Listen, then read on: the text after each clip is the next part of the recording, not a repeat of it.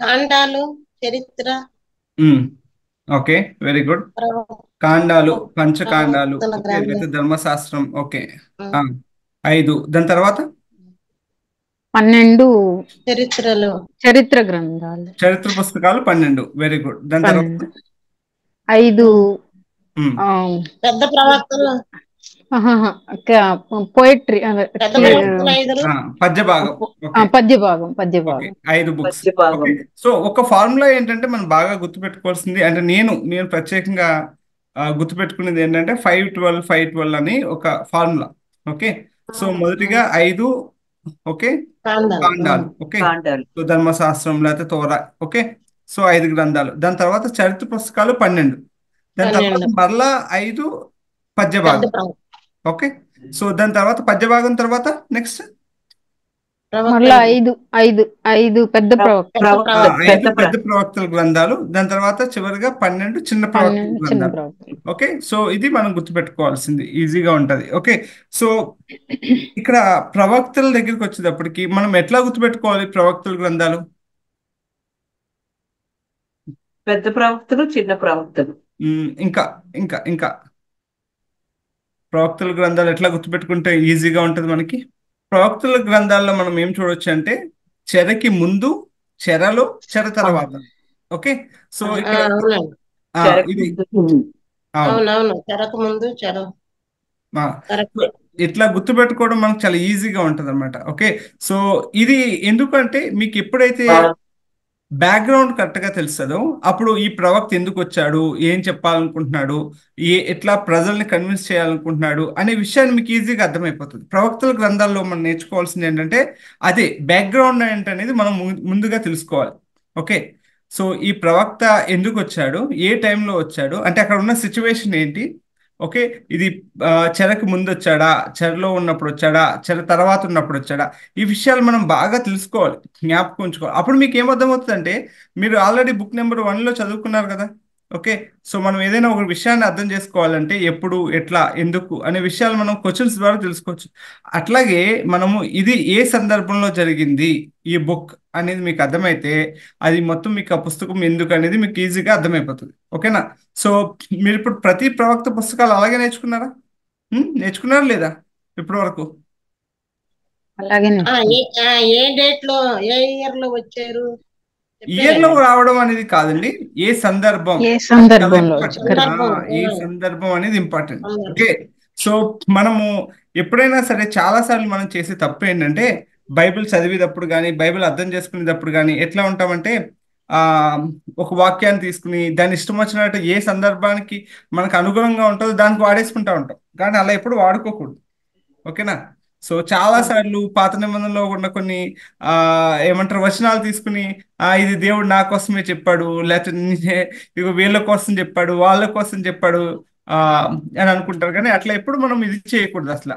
Okay, so మనం చాలా జాగ్రత్తగా వాక్యాన్ని వాడుకోవాలి. ఓకే, వాక్యంలో ఉన్న సందర్భం ఏంటి అనేది మనం చాలా జాగ్రత్తగా చూసి దాన్ని ఆలోచించాలి. ఓకే, సో మీకు ఎందుకు ఈ విషయాన్ని చెప్తున్నానంటే ఇప్పుడు మనం ఇర్మియా ప్రవక్త గురించి నేర్చుకుంటా ఉంటాం ఈరోజు. ఓకే, సో ఇర్మియా ప్రవక్త గురించి మనం ఆలోచించినప్పుడు ఇర్మియా ప్రవక్త ఎప్పుడు వచ్చాడు, ఏ టైంలో వచ్చాడు? చెర ముందా, చెరలోనా, చెర తర్వాత? అసలు చెరలోకి ఎవరు వెళ్ళారు? అసలు చెర అని ఎందుకంటాం మనం? చెప్పండి ఎవరైనా. ఆ? చెర అని ఎందుకు అంటున్నాను నేను? తప్పు చేసినప్పుడు చెరకు. ఎవరు ఇప్పుడు ఎవరు తప్పు చేసినప్పుడు? మనం మనం ఆజ్ఞను అతిక్రమించినప్పుడే కదండి. కాదు. ఓకే, సో సరే ఒక చిన్న స్టోరీ చెప్తాను చూడండి, స్టోరీలా చెప్తాను మీకు అర్థమయ్యేటట్టు.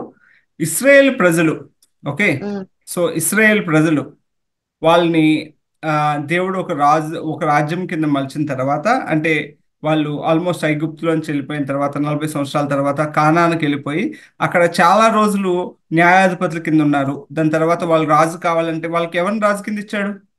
సౌలుని ఇచ్చాడు. సౌలు బాగా పని చేయకపోతే ఎవరిని తీసుకున్నాడు తర్వాత? దావీదు. సో దావీదు తర్వాత ఎవరు రాజు? సొలొమోను. సలోమాన్. ఓకే, ఇక్కడ వరకు బానే ఉంది. ఓకేనా, అక్కడ వరకు ఒక ఉమ్మడి రాజ్యం కిందే ఉంది. సలోమాన్ తర్వాత ఏమైపోయిందంటే ఒక 2 రాజ్యాలుగా విడిపోయింది. ఏమేం రాజ్యాలు అవి? ఇశ్రాయేల్ రాజ్యం, యూదా రాజ్యం. Very good. ఇస్రాయేల్ యూదా. రాజ్యం, యూదా యూదా రాజ్యం. యూదా ఓకే, రాజ్యం. సో ఇక్కడ ఇస్రాయేల్ రాజ్యం వేరు, యూదా రాజ్యం వేరు. ఓకే, కానీ వాళ్ళు ఆ, ఏంటంటే దేవుణ్ణి కొలవాలని వాళ్ళకి ఒక ఆజ్ఞ ఉంది. అంటే వాళ్ళకి పాత నిబంధన ఉంది, ధర్మశాస్త్రం ఉంది, 10 ఆజ్ఞలు ఉన్నాయి. వాళ్ళు ఏం చేయాలంటే దేవుడికి ఆ, ఏదైతే లేవి కాండంలో చెప్పాడో, ఎలా దేవుణ్ణి ఆరాధించమన్నాడో అలా ఆరాధించాలి. కానీ వీళ్ళు ఏం చేశారంటే ప్రత్యేకంగా ప్రజలు ఏం చేశారంటే అసలు దేవుణ్ణే సరిగ్గా ఆరాధించడం మర్చిపోయారు. దేవుణ్ణి అసలు అసలు పట్టించుకోలేదు. నిజం చెప్పాలంటే దేవుణ్ణి వాళ్ళు అసలు పట్టించుకోలేదు. అందుకనే ఏమైపోయిందంటే వాళ్ళని దేవుడు తొందరగా శిక్షించాడు. ఓకేనా, సో వాళ్ళకి ఆ వేరే రాజులు వచ్చి వాళ్ళు మొత్తం హతం చేసేసారు ఇస్రాయేల్ ప్రజల్ని.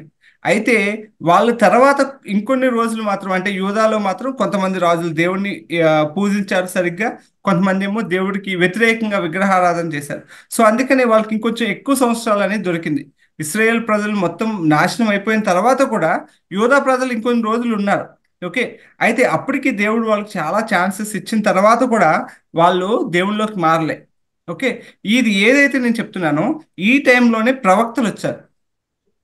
ప్రవక్తలు వచ్చి ఏం చెప్పారంటే కొంతమంది ప్రవక్తలు ఇస్రాయేల్కి ప్రవక్తల కింద వెళ్ళారు. వాళ్ళు ఇస్రాయేల్కి ప్రవక్తల కింద వెళ్ళి వాళ్ళు ఏం చేశారంటే వీళ్ళు ఆ ఏమంటారు అంటే మీరు దేవుళ్ళ కొలవట్లేదు, లేకపోతే దేవుణ్ణి మీరు కరెక్ట్గా సరైన పద్ధతిలో ఆచరించట్లేదు. ఓకే, విగ్రహారాధన చేస్తున్నారు. ఓకే, మీరు దేవుడికి వ్యతిరేకంగా పనిచేస్తున్నారు, ఇట్లా మీరు చేస్తున్నారని చెప్పి ఏమైందంటే మొత్తం వాళ్ళని ఆ మీరు మళ్ళా దేవుడి వైపు తిరగాలని వాళ్ళకి చెప్తా ఉన్నాడు. ఓకే, సో మీకు అర్థమవుతుంది కదా? అర్థమవుతుంది లేదు? అర్థమవుతుందండి. ఇప్పుడు ప్రవక్త వచ్చి ఏం చేస్తాడు? చెప్పండి. దేవుని వైపు తిప్పుతాడు. ఆ? దేవుని వైపు తిప్పడానికి ప్రయత్నిస్తున్నాడు. దేవుని వైపు తిప్పడానికి ప్రయత్నిస్తాడు. ఇంకా వాళ్ళ పాపం గురించి వాళ్ళ ఒప్పించలేదు. దోషాలు చెప్తున్నాడు.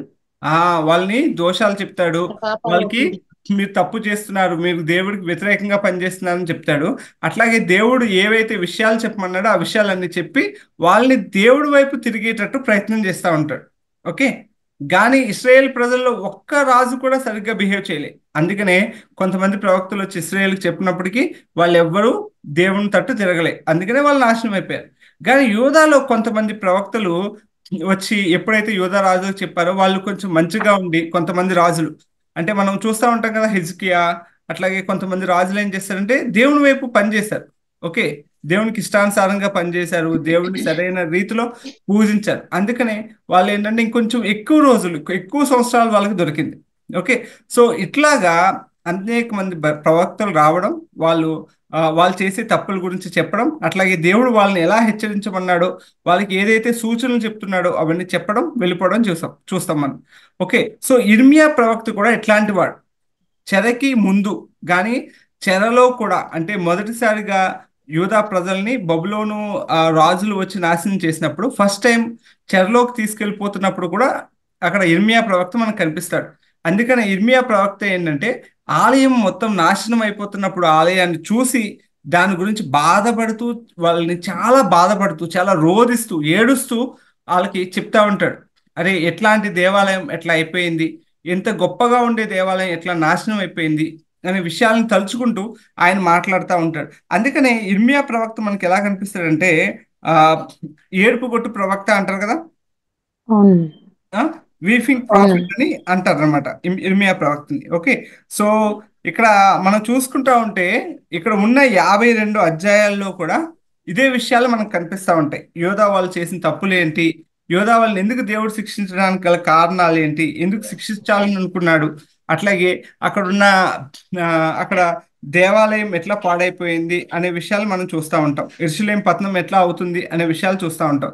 అట్లాగే ఓన్లీ యూదా ప్రజలకే కాదు కానీ అక్కడ ఎవరికంటే అన్య జనాంగాలకు కూడా ఈయన కొంచెం తీర్పు తీరుస్తున్నట్టుగా, లేకపోతే కొన్ని ప్రవచనాలు వాళ్ళకు కూడా చెప్పినట్టుగా మనం చూస్తాం అనమాట. అంటే యోధా ప్రజలకు కూడా ఆయన ప్రవక్తగా ఉన్నాడు, అన్యజనులకు కూడా కొన్ని ప్రవచనాలు చెప్పినట్టుగా మనం చూస్తూ ఉంటాం. ఓకే, సో మీకు ఇప్పుడు అర్థమైందా ప్రవక్త ఎందుకు వస్తాడు, లేకపోతే ఇర్మియా ప్రవక్త ఎందుకు వచ్చాడు, ఏ టైంలో పనిచేస్తాడు, మీకు అర్థమైందా? అర్థమైందండి. అర్థమైందండి.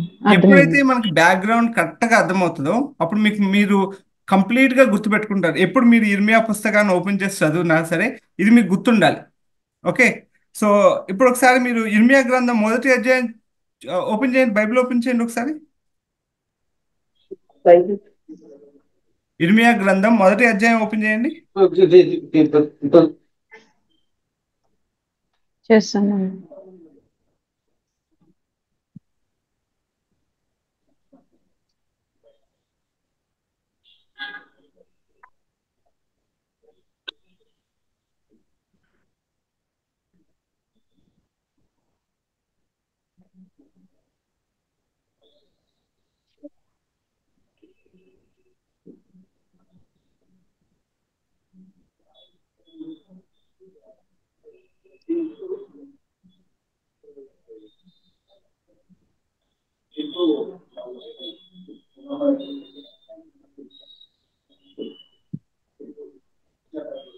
చదువుతారా ఎవరన్నా ఫస్ట్ అధ్యాయం? చదువుతాను. ఏ వాక్యం? ఇర్మియా గ్రంథము 1వ అధ్యాయము 1వ వచనం నుంచి చదవండి. బెన్యామీను దేశమందలి అనాలోతులో కాపురమున్న యాజకులలో ఒకడై హిల్కియా కుమారుడైన ఇర్మియా వాక్యములు. ఆమోను కుమారుడైన యోషియా యూదాకు రాజై ఉండగా అతని ఏలుబడి 13వ సంవత్సరమున యెహోవా వాక్కు ఇర్మియాకు ప్రత్యక్షమాయెను. మరియు యోషియా కుమారుడగు యెహోయాకీము యూదాకు రాజై ఉండగాను, యోషియా కుమారుడగు సిద్కియా యూదాకు రాజై ఉండగాను అతని ఏలుబడి 11వ సంవత్సరాంతం వరకును, అనగా ఆ సంవత్సరమున 5వ నెలలో యెరూషలేము చెరదీసుకొని పోబడు వరకును ఆ వాక్కు ప్రత్యక్షమగుచుండెను. యెహోవా వాక్కు నాకు ప్రత్యక్షమై ఇలాగు సెలవిచ్చెను. గర్భములో నేను నిన్ను రూపింపక మునుపే నిన్నెరిగితిని, నీవు గర్భము నుండి బయలుపడక మునుపే నేను నిన్ను ప్రతిష్ఠించితిని, జనములకు ప్రవక్తగా నిన్ను నియమించితిని.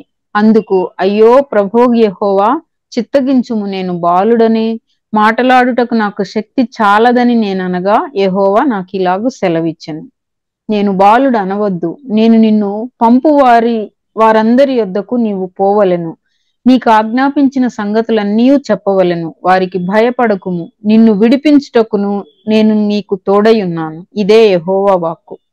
అప్పుడు యెహోవా చేయి చాపి నా నోరు ముట్టి ఇలాగు సెలవిచ్చెను. ఇదిగో నేను నీ నోట నా మాటలు ఉంచి ఉన్నాను. పెళ్లగించుటకును, విరుగగొట్టుటకును, నశింప చేయుటకును, పడద్రోయుటకును, కట్టుటకును, నాటుటకును నేను ఈ దినమున జనముల మీదను రాజ్యముల మీదను నిన్ను నియమించి ఉన్నాను. మరియు యెహోవా వాక్కు నాకు ప్రత్యక్షమై, ఇర్మియా, నీకేమి కనబడుచున్నదని సెలవిచ్చెను. అందుకు బాదము చెట్టు చువ్వ కనబడుచున్నదని నేననగా, యెహోవా, నీవు బాగుగా కనిపెట్టితివి, నేను చెప్పిన వాక్యమును నెరవేర్చుటకు నేను ఆతురపడుచున్నానని. 2వ మారు యెహోవా వాక్కు నాకు ప్రత్యక్షమై, నీకేమి కనబడుచున్నదని సెలవీయగా, నేను మసులుచున్న బాణ నాకు కనబడుచున్నది, దాని ముఖము ఉత్తర దిక్కునకు తిరిగి ఉన్నదంటిని. అందుకు యెహోవా ఇలాగు సెలవిచ్చెను. ఉత్తర దిక్కు నుండి నీకు కీడు బయలుదేరి ఈ దేశ నివాసులందరి మీదకు వచ్చును. ఇదిగో నేను ఉత్తర దిక్కున ఉన్న రాజ్యముల సర్వ వంశస్థులను పిలిచెదను. వారు వచ్చి ప్రతి వాడును యెరూషలేము గుమ్మములలోను, యెరూషలేము చుట్టూనున్న ప్రాకారములన్నిటికీ ఎదురుగాను, యూదా పట్టణములన్నిటికీ ఎదురుగాను తమ సింహాసనములను స్థాపింతురు. అప్పుడు యెరూషలేము వారు నన్ను విడిచి అన్య దేవతలకు ధూపం వేసి తమ చేతులు రూపించిన వాటికి నమస్కరించుటయును, తమ చెడుతనమంతటిని బట్టి నేను వారిని గూర్చిన నా తీర్పులు ప్రకటింతును. కాబట్టి నీవు నడుము కట్టుకొని నిలువబడి నేను నీకు ఆజ్ఞాపించినదంతయు వారికి ప్రకటన చేయుము, భయపడకుము, లేదా నేను వారి ఎదుట నీకు భయము పుట్టింతును. యూదారాజుల యొద్దకు గాని, ప్రధానుల యొద్దకు గాని, యాజకుల యొద్దకు గాని, దేశ నివాసుల యొద్దకు గాని, ఈ దేశమంతటిలో నీవెక్కడికి పోయినను ప్రాకారము గల పట్టణముగాను ఇనుప స్తంభముగాను ఇత్తడి గోడలుగాను నీ ఉండునట్లు ఈ దినమున నిన్ను నియమించి ఉన్నాను. వారు నీతో యుద్ధము చేతురు గాని నిన్ను విడిపించుటకు నేను నీకు తోడై ఉన్నందున వారు నీపైని విజయము పొందజాలరు. ఇదే యెహోవా వాక్కు. Okay, super. సో మొదటి అధ్యాయంలో మనకి ఏం అర్థమవుతుంది? ఏం అర్థమైంది ఇప్పుడు చదివినప్పుడు? చెప్పండి సిస్టర్. ఇర్మియాకు ప్రత్యక్షం అవుతున్నాడు. ఇర్మియాను ప్రతిష్ఠించుకున్నారు. Very good. ప్రవక్తగా ఆయన ఎంచుకున్నారు. ఏం చెప్పాలో చెప్తున్నారు, ఏం చేయాలో చెప్తున్నారు. గర్భములో రూపింపక ముందే ఏర్పాటు చేసుకున్నాను కనుక నీకు తోడై ఉంటాను. నేను చెప్పే ప్రదేశానికల్లా నువ్వు వెళ్ళి చెప్పు అని అంటున్నాడు. Very good. భయపడొద్దు, నేను నీకు తోడై ఉంటాను అని కూడా ధైర్యం చెప్తున్నారు. అంటే బాలుడనే అన్నాడు కనుక ధైర్యం చెప్తున్నారు. ఓకే, సో ఇక్కడ మొదటి అధ్యాయంలో ఏం చేస్తున్నారంటే ఇర్మియా యొక్క పరిశుద్ధ పిలుపు చూస్తాం. అంటే లేకపోతే దేవుడు ఇర్మియాని సెలెక్ట్ చేసుకోవడం మనం చూస్తూ ఉంటాం. ఈయన్ని ఎట్లా సెలెక్ట్ చేసుకుంటున్నారంటే ఒక జనములకు ప్రవక్తగా నిన్ను నియమించి తిని 5వ వచనంలో అంటున్నాడు కదా, గర్భంలో నేను నిన్ను రూపింపక మునిపే నిన్ను ఎరిగి తిని, నీవు గర్భం నుండి బయలుపడక మునిపే నేను నిన్ను ప్రతిష్ఠించి తిని, జనములకు ప్రవక్తగా నిన్ను నియమించి తిని. ఓకే, సో ఇక్కడ జనములకు ఈయన ప్రవక్తగా దేవుడు నియమించాడు. ఓకే, సో అందుకని నువ్వు ఎక్కడ భయపడద్దు, ఎక్కడికి వెళ్ళినా సరే నేను నీకు తోడుగా ఉంటాను. సో ఇక్కడ ఒక విషయాన్ని మనకు తెలియాల్సింది ఏంటంటే ఇర్మియా ఆల్మోస్ట్ 40 years ఓకే ఆయన ప్రవక్తగా పనిచేశాడు. 40 సంవత్సరాలు. ఓకే, ఆయన చాలా మందికి చెప్పుంటాడు, చాలా మందికి ప్రవచనాలు చెప్పుంటాడు, కానీ ఏ ఒక్కరు మారినట్టుగా మనం చూడం. ఓకేనా, మీకు అర్థమవుతుంది కదా నా మాటలు? 40 సంవత్సరాలు ఆయన, ఒకవేళ మన భాషలో చెప్పాలంటే ఒక పాస్టర్ గారు ఒక పెద్ద చర్చ్ పెట్టుకుని ఓకే వాక్యం 40 సంవత్సరాలు బోధించినా సరే ఆ సంఘానికి ఒక్కరు కూడా రానట్టు. అర్థమైందా? ఒక్కరు కూడా ఆ సంఘానికి రానట్టు. కానీ ఇక్కడ మనం చూడాల్సింది ఏంటంటే ఇక్కడ ఇర్మియాని ఎవరు సెలెక్ట్ చేసుకున్నారు? ప్రజలు కాదు. ఎవరు సెలెక్ట్ చేసుకున్నారు? దేవుడు. Very good. దేవుడు ఆయన్ని ప్రవక్త కింద సెలెక్ట్ చేసుకున్నాడు. ఓకేనా, అందుకని ఏంటంటే నువ్వు నా బోర కింద ఉంటావు, నేను ఏమి మాట్లాడతానో నువ్వు వెళ్ళి అవే వాళ్ళకి చెప్పు అని చెప్తా ఉన్నాడు. వాళ్ళు వింటున్నారా, వినకపోతున్నారా, లేకపోతే వాళ్ళు నీ మీద యుద్ధం చేస్తున్నా సరే ఓకే నీకు నేను తోడుగా ఉంటాను. ఓకే, నీకేమి కాకుండా నేను చూసుకుంటాను, నువ్వు వెళ్ళి ఏంటంటే వాళ్ళందరికీ నా విషయాలు చెప్పు అని ఇర్మియాని ఎన్నుకోవడం మనం చూస్తూ ఉంటాం 1వ అధ్యాయంలో. దాని తర్వాత 2 నుంచి 45 అధ్యాయాల వరకు ఏంటంటే యోధాకి వ్యతిరేకంగా, యోధా ప్రజలకు వ్యతిరేకంగా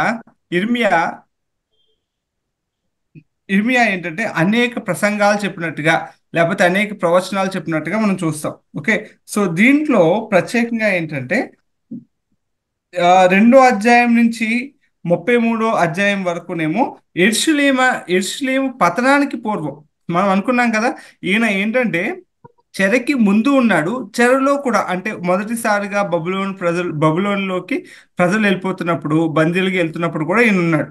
ఓకే, మొదటిసారి వీళ్ళ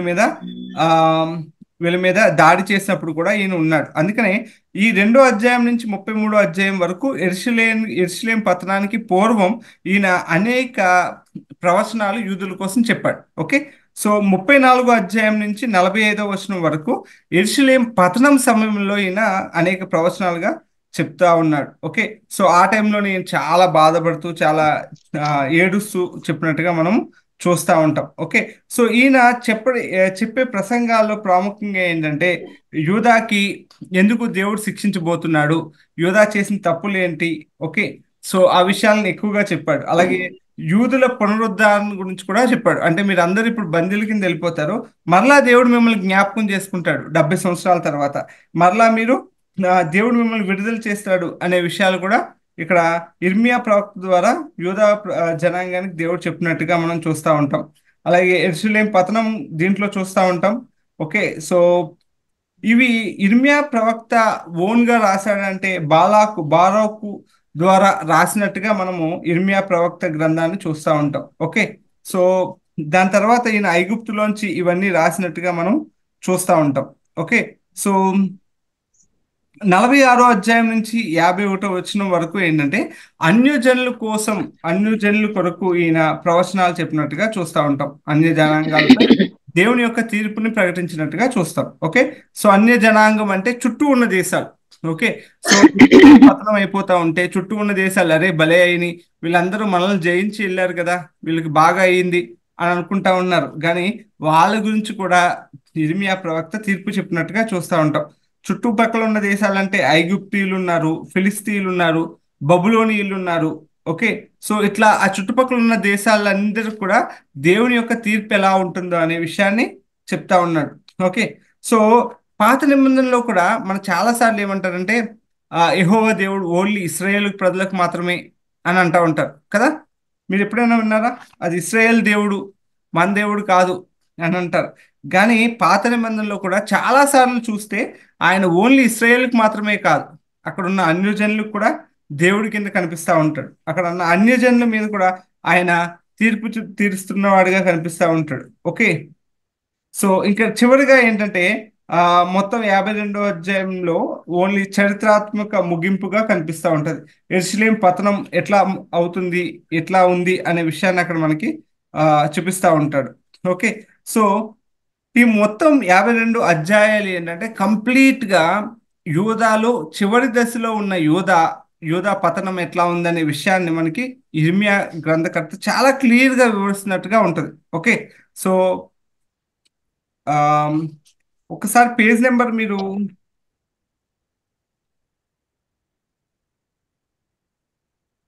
211 తీయండి, 211 తీయండి బుక్ లో 211. అక్కడ ఒక టేబుల్ ఉంది చూసారా?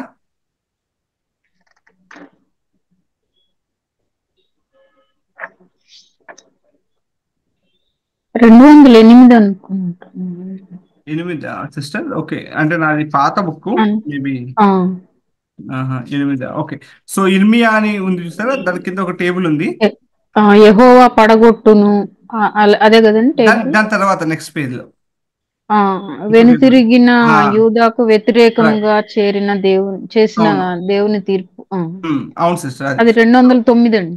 209. ఓకే, సో దీంట్లో ఈ టేబుల్లో చూడండి ప్రతి అధ్యాయంలో ఉన్న హైలైట్ విషయాలని ఇక్కడ మనకు చెప్తా ఉన్నాడు. ఓకే, ఇర్మియా ప్రవక్త ఎట్లా యూదా ప్రజలను హెచ్చరించాడు అనే విషయాలను ఇక్కడ మనకు క్లియర్ గా వచనాలతో సహా చెప్తా ఉన్నాడు. ఓకే, సో 2వ అధ్యాయం 1వ వచనం నుంచి 3వ అధ్యాయం 5వ వచనం వరకు దైవ దూషణను విశ్లేషించుట అంటే ఇశ్రాయేల్ ప్రజలు లేకపోతే యూదా ప్రజలు ఎట్లా దేవుడిని దూషించారు, ఎట్లా దేవుడికి వ్యతిరేకంగా పనిచేశారు అనే విషయాలను ఇక్కడ ఈయన చెప్తా ఉన్నాడు.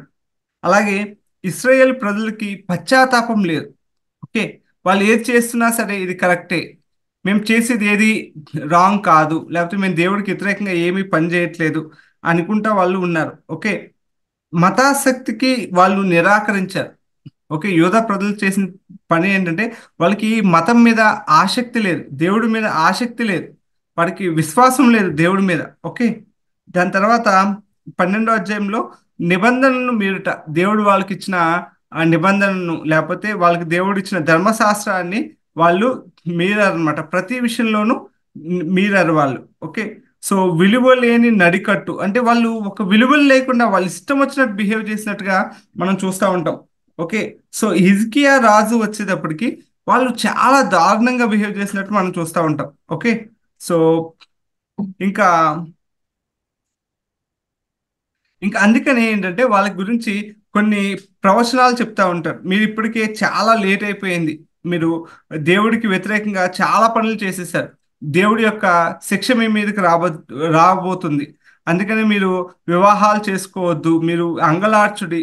ఓకే, అని చెప్తా ఉంటాడు. వాళ్ళకి చాలా సార్లు కొన్ని ఎగ్జాంపుల్స్ తీసుకుని మరి దేవుడి గురించి చెప్తా ఉంటాడు. 18వ అధ్యాయంలో కుమ్మరి గురించి, మన్ను గురించి ఒక ఎగ్జాంపుల్ తీసుకుని కూడా ఇశ్రాయేల్ ప్రజలకు ఎక్స్ప్లెయిన్ చేసినట్టుగా మనం చూడొచ్చు. ఓకే, సో ఇంకా అబద్ధ ప్రవక్తల గురించి కూడా ఎత్తి చూపిస్తూ ఉంటాడు వాళ్ళకి. ఓకే, సో 25వ అధ్యాయంలో మాత్రం వీళ్ళకి చాలా క్లియర్గా ఏం చెప్తారంటే మీరు 70 సంవత్సరాల పాటు చెరలోకి వెళ్తారు. ఓకే, 70 సంవత్సరాల తర్వాత మరలా మీరు తిరిగి వెనక్కి వస్తారనే విషయాన్ని ఒక గుడ్ న్యూస్ కింద వాళ్ళకి చెప్తారనమాట. ఓకే. సో కానీ వీళ్ళు ఏమీ వినలేదు.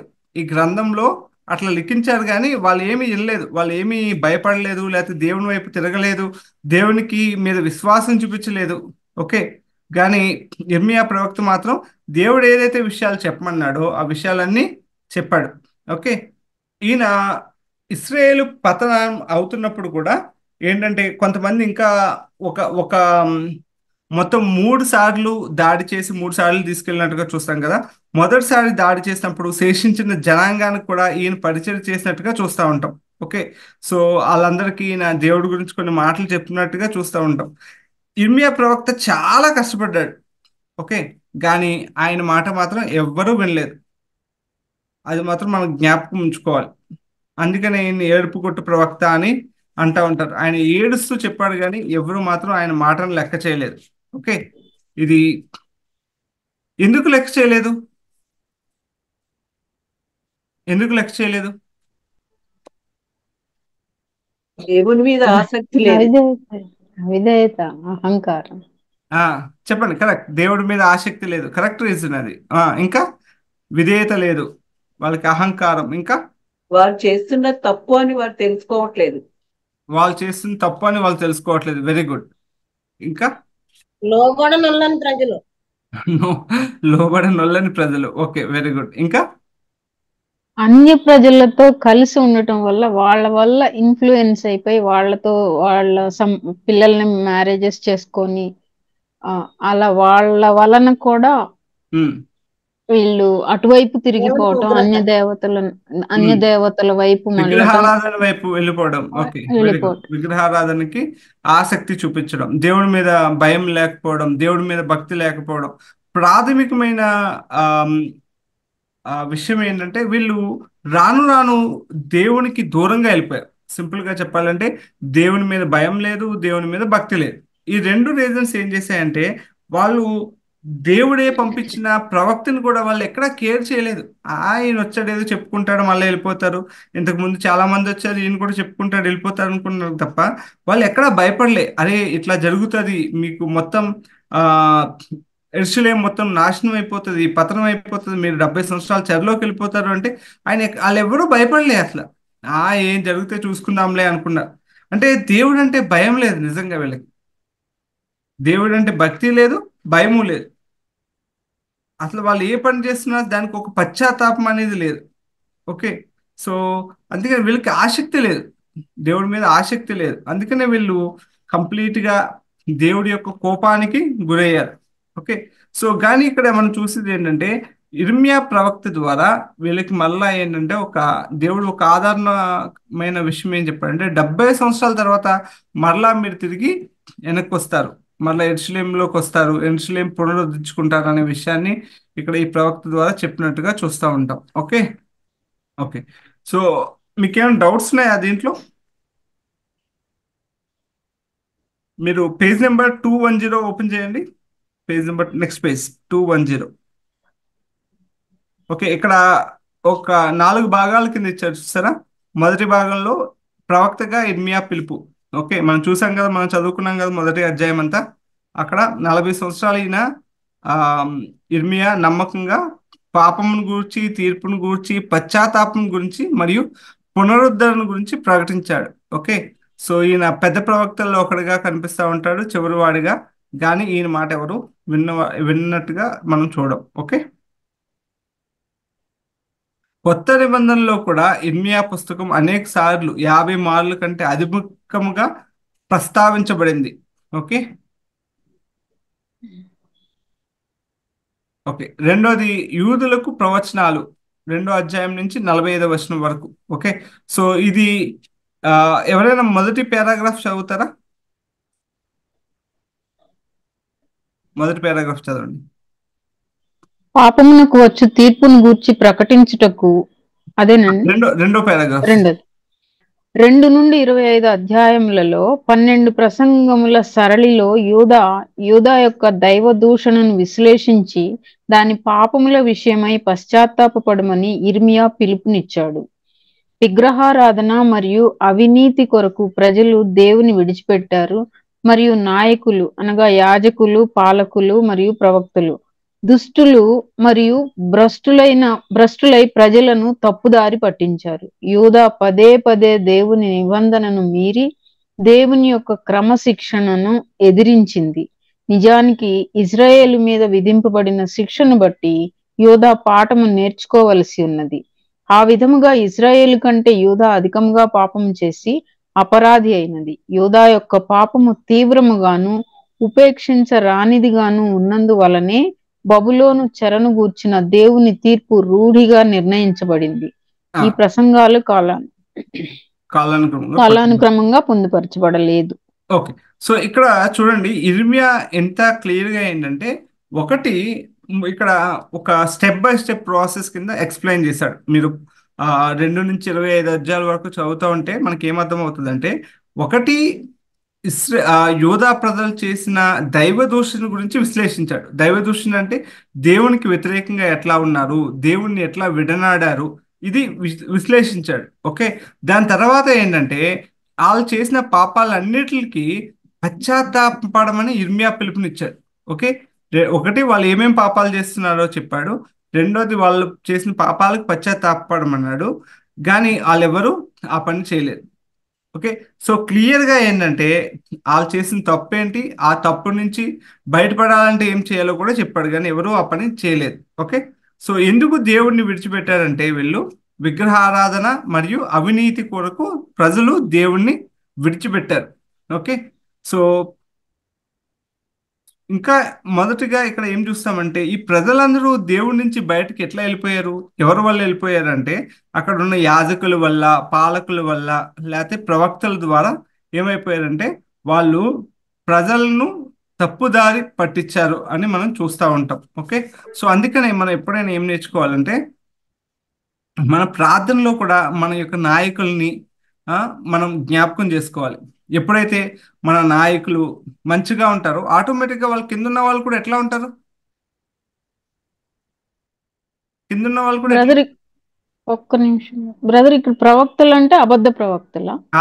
అబద్ధ ప్రవక్తలు సిస్టర్, అబద్ధ ప్రవక్తలు దేవునికి వ్యతిరేకంగా వాళ్ళు ఇష్టం వచ్చినట్టు, దేవుడు చెప్పకుండా వీళ్ళే వచ్చేసి అది చేయండి ఇది చేయండి, విగ్రహారాధన చేసిన ఏమండు దేవుడు అని వాళ్ళని ఎంకరేజ్ చేశారు, అబద్ధ ప్రవక్త. ఓకే, సో ఏం చెప్తున్నాను, ఓకే, సో మనం ఎప్పుడైనా సరే మన యొక్క నాయకుల గురించి ప్రార్థన చేయాలి. ఎందుకు చేయాలి అంటే, నాయకులు ఎప్పుడైతే మంచిగా ఉంటారో ఆటోమేటిక్గా ప్రజల్ని వాళ్ళు మంచిగా నడిపిస్తారు. ఓకేనా, సో ఇప్పుడు ఇది కూడా మనం చాలా బాగా జ్ఞాపకం ఉంచుకోవాల్సింది ఏంటంటే, మన యొక్క సంఘ నాయకుల గురించి, సంఘ పాస్టర్ల గురించి ఓకే మనం ప్రార్థన చేయాలి. ఎందుకంటే వాళ్ళు ఎప్పుడైతే మంచిగా ఉంటారో ఆటోమేటిక్గా వాళ్ళందరూ ఏం చేస్తారు, సంఘంలో ఉన్న వాళ్ళందరినీ ఏం చేస్తారు, మంచిగా నడిపిస్తారు. ఇది మనం నేర్చుకోవాలి.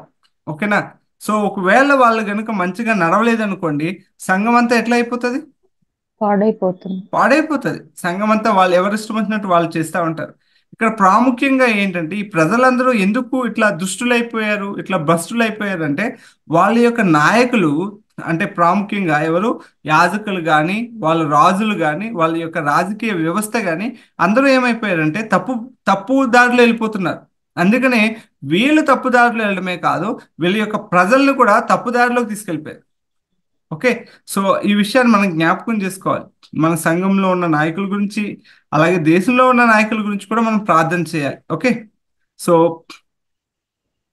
ఇంకా మనం చూసుకున్నట్లయితే ఇశ్రాయేల్ ఇక్కడ ఇంకోటి, యూదా యొక్క నాశనం కంటే ముందే ఇశ్రాయేల్ యొక్క నాశనం అయిపోయింది. ఓకే, మీకు తెలుసు కదా, వీళ్ళకంటే ఆల్మోస్ట్ 250 సంవత్సరాల ముందే ఇశ్రాయేల్ నాశనం అయిపోయింది. వాళ్ళు ఎందుకు నాశనం అయిపోయారు, ఇశ్రాయేల్ ఎందుకు నాశనం అయిపోయింది? అక్కడ విపరీతమైన పాపం, వాళ్ళు కూడా దేవునికి వ్యతిరేకంగా బిహేవ్ చేసినందుకు, వాళ్ళు కూడా దేవుడిని విడిచిపెట్టేసి విగ్రహారాధన చేసినందుకు, లేకపోతే వాళ్ళు కూడా భ్రష్టులైపోయినందుకు వాళ్ళు నాశనం చేసేసాడు దేవుడి యొక్క ఉగ్రత వచ్చేసి. అయినా సరే ఇక్కడ చూడండి, యోధా ప్రజలకు బుద్ధి రాలేదు. అరే దేవుడు వాళ్ళని నాశనం చేశాడు కదా, మనం కూడా తప్పులు చేస్తే మనల్ని కూడా దేవుడు నాశనం చేసేస్తాడు అని వాళ్ళు ఎవ్వరూ ఫీల్ అవ్వలేదు. కానీ వాళ్ళకంటే ఎక్కువ తప్పులు చేసినట్టుగా ఇక్కడ మనం చూస్తూ ఉంటాం. ఇశ్రాయేలు కంటే యూదా అధికంగా పాపం చేసి అపరాధి అయినది. అందుకనే దేవుడి యొక్క ఉగ్రత ఎవరి మీదకి వచ్చింది? యూదా మీద. యూదా మీదకి వచ్చింది. ఓకే, సో అందుకనే వీళ్ళని బబులోన్లో వచ్చి చెరపట్టుకెళ్ళినట్టుగా మనం చూస్తూ ఉంటాం. ఓకే, సో 70 సంవత్సరాల గురించి కూడా ఇక్కడ చెప్పాడు. ఓకే, మీరు ఇదంతా చదవండి. దాని తర్వాత నెక్స్ట్ పేజ్లో చూడండి, అన్యులకు ప్రవచనాలు. అది చదవండి. ఈ విభాగంలో దేవుడు కేవలం యూదులకు మాత్రమే కాక సమస్త దేశాలకు న్యాయాధిపతియే అనే విషయాన్ని ఇర్మియా విశదపరిచాడు. ఆయన స్వంత ప్రమాణాలను బట్టి దేవుడు మనుషులకు మరియు దేశములకు తీర్పు తీర్చుతాడని చూపిస్తూ దేశముల మీద పాపమునకు సామాన్య తీర్పు ప్రకటించబడినది. యూదా పాపములకు వ్యతిరేకముగా తీర్పు తీర్చు సాధనముగా దేవుడు బబులోనును వాడుకున్నప్పటికీ దాని చెడుతనమును బట్టి బబులోను కూడా శిక్షించబడుతుంది. ఓకే, సో ఇక్కడ చూడండి, ఆ యూదా తప్పు చేసింది. ఓకే, యూదా దేశం తప్పు చేసింది. అందుకనే వాళ్ళని శిక్షించడానికి ఎవరిని వాడుకుంటున్నాడు దేవుడు? బబులోన్ని. వాళ్ళకంటే కిరాతకంగా ఉండే వాళ్ళు, వాళ్ళకంటే దుర్మార్గులుగా ఉండే బబులోన్ని వాడుకుంటుంది. అయితే బబులోన్ని దేవుడు వదిలేస్తాడా? వాళ్ళకంటే దుర్మార్గులు కదా, వాళ్ళకంటే ఇంకా ఏమంటారు, దేవుడికి వ్యతిరేకంగా బిహేవ్ చేసే వాళ్ళు కదా. బబులోన్ని వదిలేస్తాడా దేవుడు? అట్లా అంటే బబులోన్ని కూడా వదలడు దేవుడు. దేవుడు న్యాయవంతుడు, ఆయన న్యాయాధిపతి, అందరినీ ఒకేలా ట్రీట్ చేస్తాడు. అందుకని ఇక్కడ ఏమని ఇచ్చాడు చూడండి, ఈ విభాగంలో దేవుడు కేవలం యూదులకి మాత్రమే కాక సమస్త దేశాలకు న్యాయాధిపతియే అనే విషయాన్ని ఇర్మియా విశదపరిచాడు. ఆయన సొంత ప్రమాణాలను బట్టి దేవుడు మనుషులకు మరియు దేశములకు తీర్పు తీర్చుతాడని చూపిస్తూ దేశముల మీద పాపమునకు సామాన్య తీర్పు ప్రకటించబడింది. అందుకని అన్ని దేశాలు వాళ్ళు చేసిన తప్పుల గురించి ఈయన కొన్ని ప్రవచనాలు చెప్పినట్టుగా చూస్తూ ఉంటాం. ఓకే, సో దేవుడు ఎప్పుడు ఒకరిని ఒక విధంగా, వేరే వాళ్ళని ఒక విధంగా తీర్పు తీర్చడు. ఓకే, సో ఇది కూడా మనం నేర్చుకోవాలి. సో చివరిగా చూడండి, 52వ అధ్యాయంలో యెరూషలేము పతనం యొక్క చిత్రీకరణ మనం చూస్తూ ఉంటాం. ఓకే, సో చదువుతారా? 52వ అధ్యాయము ఈ పుస్తకానికి ఒక చారిత్రాత్మక అనుబంధముగా ఉండి 2వ రాజులు 24:18 నుండి 25 వరకు మరియు 30లో ఉండిన యెరూషలేము పతనమును గూర్చిన వివరణమునంతటినీ మనకు తిరిగి చెప్తుంది. ఇది ఒక రకముగా దేవుని తీర్పును గూర్చిన సత్యాన్ని చిత్రీకరించుటకు మరియు దృఢపరచుటకు ఒక మార్గము. ఓకే, సో ఇక్కడ 52వ అధ్యాయానికి 2వ రాజుల గ్రంథం 24-25 అధ్యాయాలకి ఒక సేమ్ అనుబంధం ఉంది. సేమ్ అంటే అక్కడ ఏదైతే రాసిందో అదే వివరణ మళ్ళీ ఇక్కడ కూడా చెప్తున్నట్టుగా మనం చూస్తూ ఉంటాం. ఓకే, సో ఇది మొత్తం ఇర్మియా గ్రంథం గురించి మనం నేర్చుకుంది. ఓకే, సో ఇర్మియా గ్రంథంలో ఏం నేర్చుకోవచ్చు, మనం ఏమి అనువదించుకోవచ్చు, అంటే ఏమి మనం అప్లై చేసుకోవచ్చు ఇర్మియా గ్రంథం ద్వారా? చెప్పండి. దేవునికి వ్యతిరేకంగా జీవించి తెలుసుకోని మారకపోతే శిక్ష తప్పదు.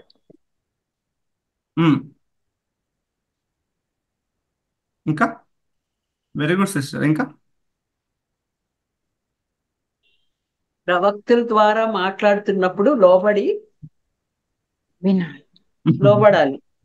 ఓకే, కానీ వీరు లోబడలేదు. ఓకే, అంటే వారికి ఉన్న విగ్రహారాధన బట్టి, అవినీతిని బట్టి వారు లోబడక వ్యతిరేకంగా ఉన్నారు. Okay, very good. ఇంకా పశ్చాత్తాపం కలిగి ఉండాలి. Very good sister. క్రమశిక్షణ కలిగి ఉండాలి. Very good. ఇంకేం నేర్చుకున్నారు చెప్పండి? ఇంకేం అర్థమైంది రోజు ఇర్మియా గ్రంథం ద్వారా? అంత పాపం చేసినప్పటికీ దేవుడు తన కరుణను చూపించి 70 సంవత్సరాల తర్వాత మళ్ళా తిరిగి తీసుకువస్తాడు అనే ఒక నిరీక్షణ ఓకే, కూడా నిరీక్షణ కూడా తెలుస్తుంది. కలెక్ట్ చేశాడు. Very good sister, very good. Okay, okay. So మనం జనరల్ గా ఆలోచిద్దాం చూడండి. ఇప్పుడు ఆ దీంట్లో ప్రాథమికంగా ఏంటంటే ఇస్రాయేల్ ప్రజలు ఎందుకు, ఐ మీన్ యోధా ప్రజలు ఎందుకు శిక్షింపబడ్డారు? వాళ్ళు దేవుడు ఎంచుకున్న ప్రజలు, అవునా? వాళ్ళు దేవుడు వాళ్ళని సెలెక్ట్ చేసుకున్నాడు. ఓకే, వా దేవుడే వాళ్ళని క్షేమంగా 40 సంవత్సరాల పాటు ఐగుప్తులోంచి కానాన్లోకి నడిపించాడు. ఓకే, అవునా కదా? అవును. ఆ? అయినా వాడు దేవుడు ఎందుకు శిక్షిస్తున్నాడు? అవిధేయత, అవిధేయత. ఉమ్, ఇంకా విగ్రహారాధన. లోబ ఆ, మొదటి నుంచి ఉన్న లోబడనొల్లని తత్వం. ఓకే, విగ్రహారాధన. ఓకే. ఇంకా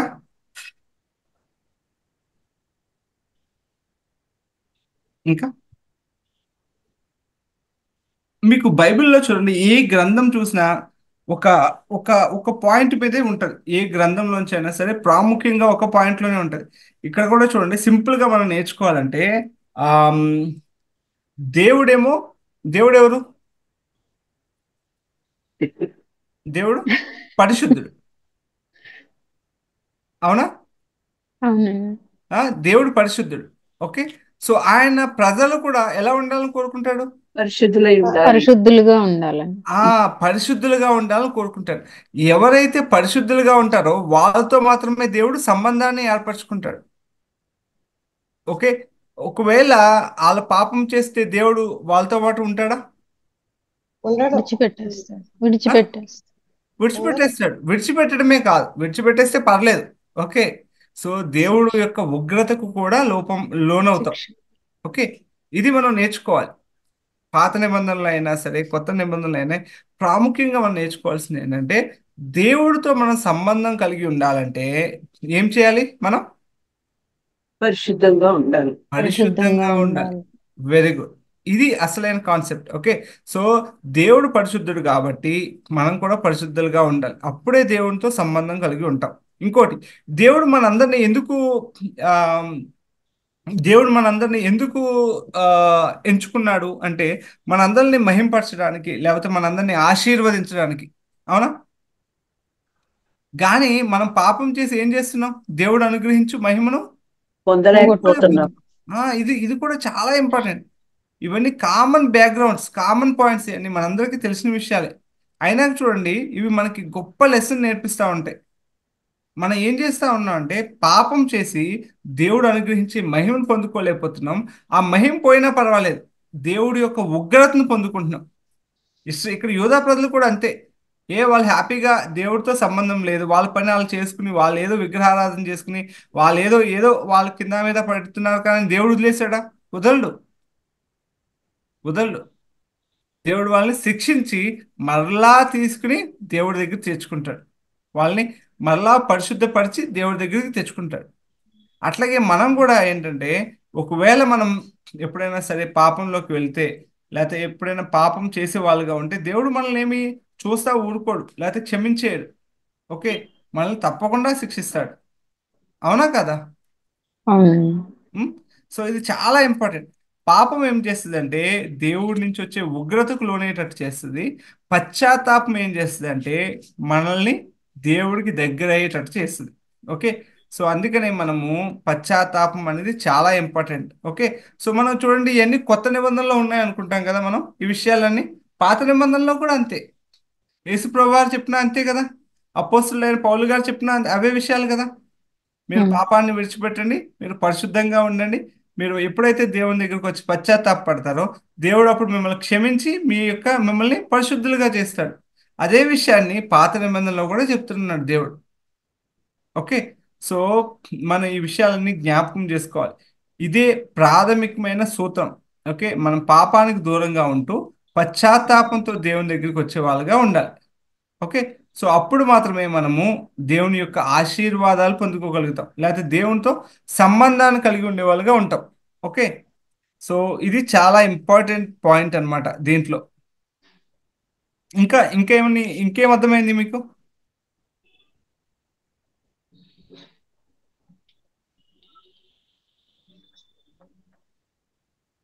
అర్థమైందా నేను చెప్పిన విషయం?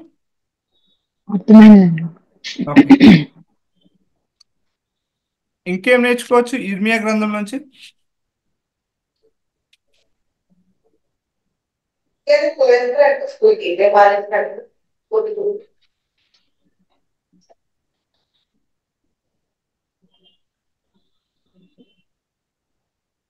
ఓకే, సో ఇంకొక విషయం ఏంటంటే ఎప్పుడైనా సరే మనము దేవుని వైపు కాకుండా, ఓకే, మన యొక్క ఆలోచనల వైపు లేకపోతే మన యొక్క ఇష్టాల వైపు మనం ఒకవేళ వెళితే దేవుని నుంచి దూరంగా అయిపోయేవాడుగా ఉంటాం.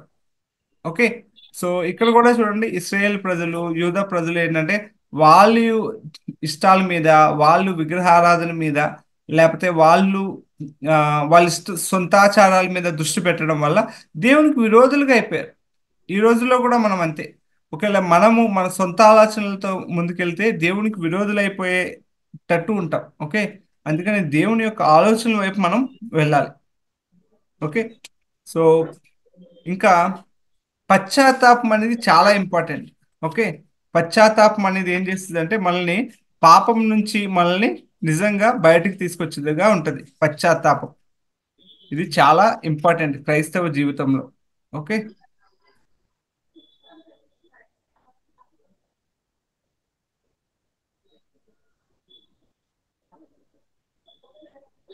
ఉమ్. ఇంకేమైనా చెప్తారా మీరు ఇర్మియా గ్రంథంలోంచి మనం ఏం నేర్చుకోవచ్చు అనే విషయాల్ని?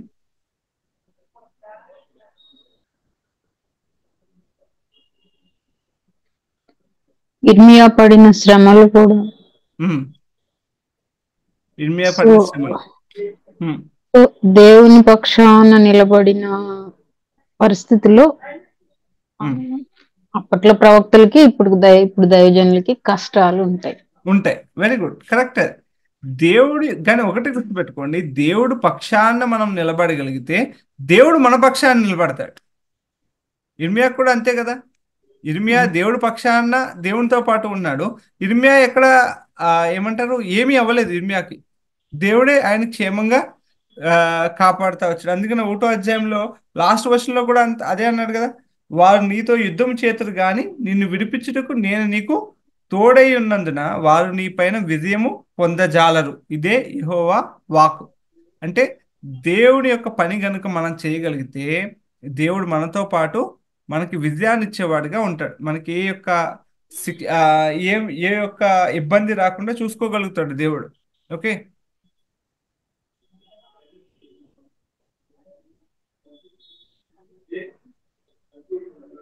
ఇంకేమైనా చెప్తారా మీరు?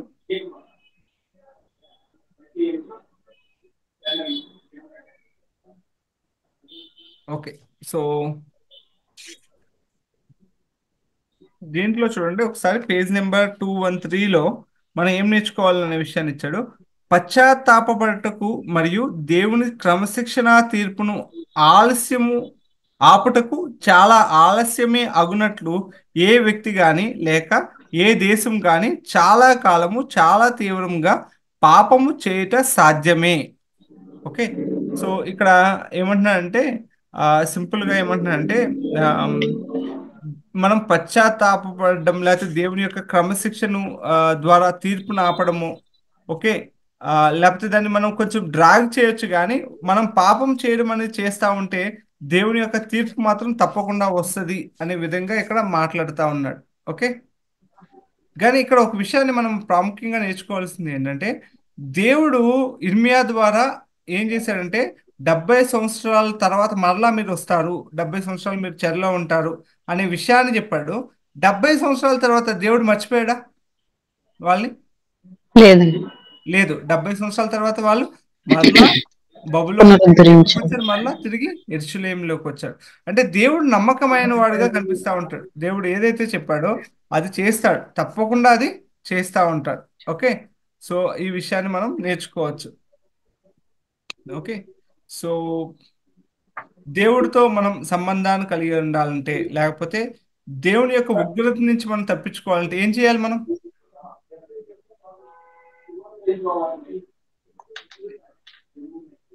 ఆయన పూర్తిగా సరెండర్ అయిపోయి ఆయన మార్గంలో జీవించాలి. ఫస్ట్ పశ్చాత్తాపడాలి. ఓకే, ఇంకా తర్వాత సరెండర్ అవ్వాలి. ఓకే. ఇంకా మిగతా వాళ్ళు చెప్పరా?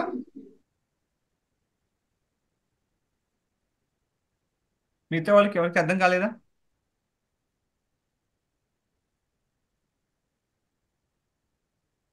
దేవుడి యొక్క ఉగ్రత నుంచి తప్పించుకోవాలంటే ఏం చేయాలి? విధేయత చూపించాలండి. విధేయత చూపించాలంటారా? ఓకే. ఇంకా సార్వభౌమాధికారానికి మనం ఆయన అప్పగించాలి. ఆజ్ఞలకు లోబడి జీవించాలి. ఆయన ఆజ్ఞలకు లోబడి జీవించాలి. ఓకే.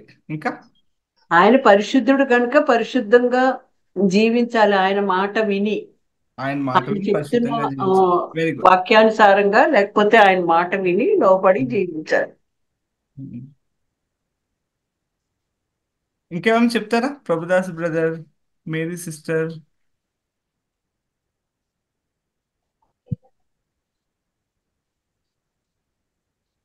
ఓకే. సో దేవుని యొక్క ఉగ్రత నుంచి మనం తప్పించుకోవాలంటే మనము దేవునికి విధేయులుగా ఉండాలి, లేకపోతే పాపాన్ని ఓకే ద్వేషించేవారుగా, పరిశుద్ధంగా జీవించేవారుగా ఉండాలి. ఓకే. సో దాని ద్వారా దేవునితో సంబంధం కలిగి బిడ్డలుగా ఉంటాం. Okay, very good. సో ఇర్మియా గ్రంథంలోంచి ఏమైనా డౌట్స్ ఉన్నాయా? ఏమైనా డౌట్స్ ఉన్నాయండి ఇర్మియా గ్రంథంలోంచి? అర్థమైంది అందరికీ? అర్థమైందండి. ఓకే. ఇర్మియా గ్రంథంతో ఆపేద్దామా? విలాప వాక్యాలు కూడా చెప్పుకుందామా? చెప్పండి బ్రదర్. ఓకే. సో విలాప వాక్యాలు కూడా కంటిన్యూషన్. ఓకే. సో యెరూషలేము యొక్క పతనాన్ని చూసి ఓకే ఇర్మియా ప్రవక్త యెరూషలేము గురించి ఏడవడం, అంగలార్చడం అనేది మనం విలాప వాక్యాల్లో చూస్తాం. ఓకే. సో ఇక్కడ 5 అధ్యాయాలు ఉంటే 5 అధ్యాయాల్లో కూడా యెరూషలేము పతనాన్ని గురించి బాధతో రాసిన 5 అధ్యాయాలుగా మనం చూస్తూ ఉంటాం. ఓకే. సో ఇక్కడ మొదటి అధ్యాయంలో యెరూషలేము నిర్జనమగుట, ఓకే, అంటే యెరూషలేము మొత్తం సంపూర్ణంగా నాశనం అయిపోతుందని ఇక్కడ ఏడవడం, విలపించడం చూస్తూ ఉంటాం. ఓకే. రెండో అధ్యాయంలో యెహోవా తీర్పు, ఓకే, యెరూషలేము నాశనం చేయుటకు దేవుడు నిర్ణయించుకున్నాడని ఇర్మియా కన్నీరు పెట్టడం లేకపోతే ఏడవడం మనం రెండో అధ్యాయంలో చూస్తూ ఉంటాం. ఓకే. సో ఇవి ఎందుకు జరుగుతున్నాయి అంటే మూడో అధ్యాయంలో చెప్తాడు చూడండి. ఇర్మియా జవాబు ఏమి ఇస్తా ఉంటారంటే, నా బలము పోయినది, దేవుని విశ్వాస్యత గొప్పది. ఓకే. దేవుడు ఏం చేసినా కరెక్టే. దేవుడు ఒకవేళ యెరూషలేముని నాశనం చేస్తున్నాడంటే ఇది కరెక్ట్ పని, అంటే దీనికి యూదా అర్హులు అనే విధంగా మూడో అధ్యాయంలో మాట్లాడుతూ ఉంటాడు. అందుకే నాలుగో అధ్యాయంలో కూడా అదే చెప్తా ఉంటాడు చూడండి.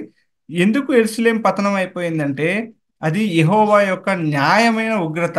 యూదా పాపాలే దాన్ని పడగొట్టాయి. దేన్ని పడగొట్టాయి? యెరూషలేము మందిరాన్ని, యెరూషలేములో ఉన్న మొత్తం నగరాన్ని అంతటిని పడగొట్టాయని చెప్తా ఉన్నాడు. ఓకే. సో చివరిగా 5వ అధ్యాయంలో ప్రార్థనతో ముగిస్తా ఉంటాడు. ఓకే. యోధా కొరకు నిరీక్షణతో, ప్రార్థనతో ముగిస్తా ఉంటాడు. ఓకే. మళ్ళా మమ్మల్ని ఉద్ధరించుము అనే విధంగా ప్రార్థన చేసి ముగిస్తా ఉంటాడు. ఓకే. సో మీకు విలాప వాక్యాలు అనగానే ఏం గుర్తు రావాలి? విలాప వాక్యాలు అనగానే ఏం గుర్తు రావాలి?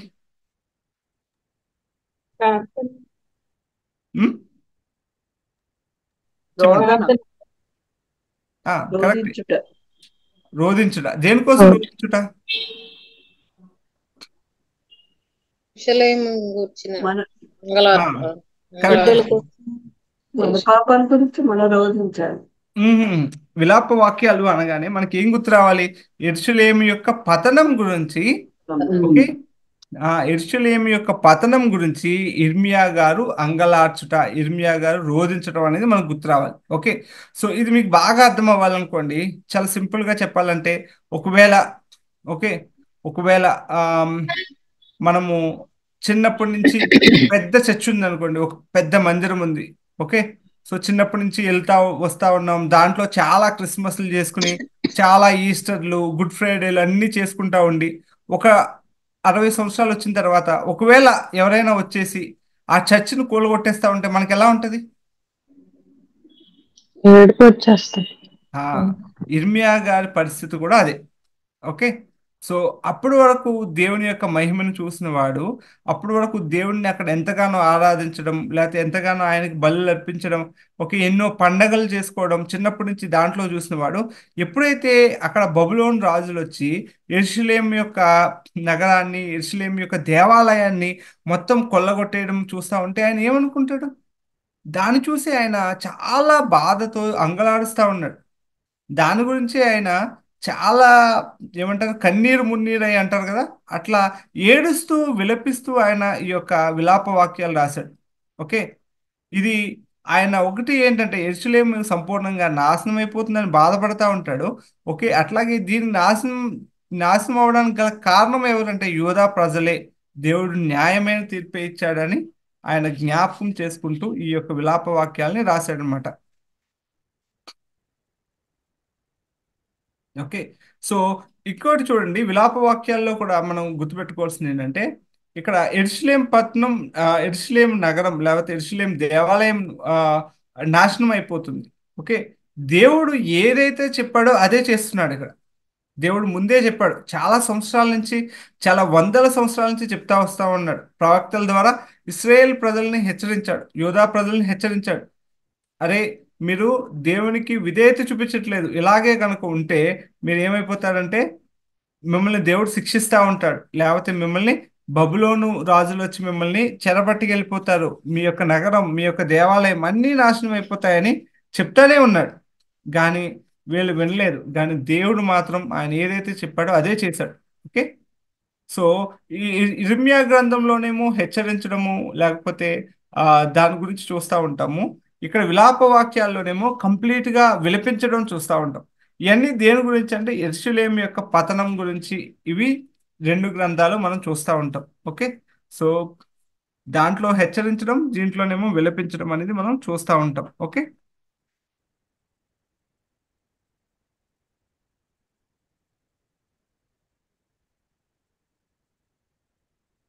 పేజ్ నెంబర్ 219 ఓపెన్ చేయండి. 219